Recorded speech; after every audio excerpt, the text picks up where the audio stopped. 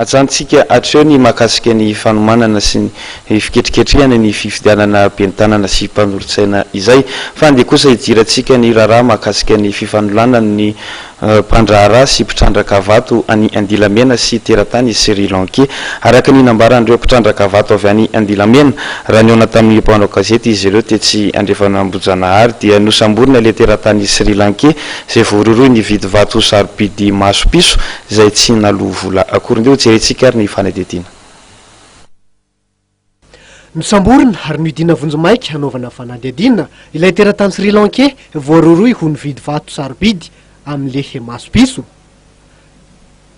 kanefa tsy nahalo vola araka ny nambaran'ireo mpitrandraka vato avy any Andilamena raha niona tamin'ny mpanao gazety izy ireo tetsy Andriafanambojanahary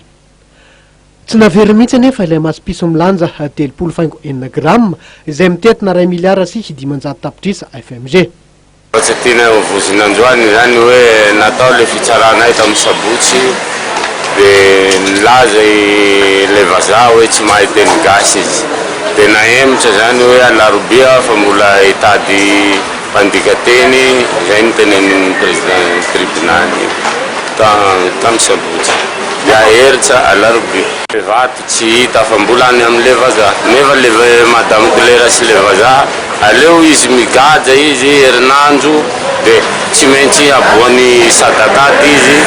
rehefa migaja manenina nareo izy fa tsy nanjamby vola amiko nefa zaho tsy higaja firy fa herinandro zaho izy farany elao dia tsy maintsy aboany sadakaty le sadakaty zao nidebany Sherlakin zany sadakaty fa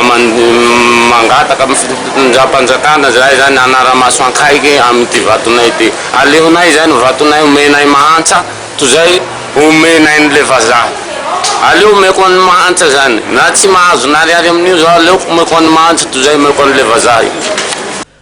nilaza ireto mpitrandraka vato avy ao Andilamena reto fa mbola ao aminy ary tsy nietsika ankehitriny ny 200 tapitrisa efa nomen'ilay teratany Sri Lanka mandra-piandra ny fitsarana izay nahemotra amin'ny 20 aprily manoloana ny fandrahonana izay sy nataonyity teratany Sri Lanka